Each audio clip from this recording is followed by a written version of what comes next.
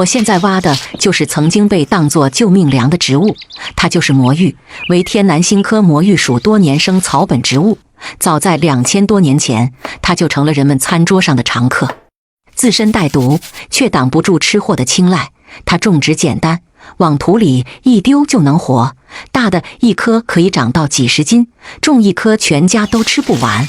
别看它模样丑陋，它富含丰富的氨基酸、矿物质以及微量元素，如今被做成了各种经典美食。小心地削去它的外皮，然后搓成细腻的浆，加入灰水碱，凝固后煮熟，用来做成凉拌魔芋丝、魔芋豆腐火锅、魔芋炒肉丝，光看着就让人口水直流、舌底生泉。你的家乡还有人种植魔芋吗？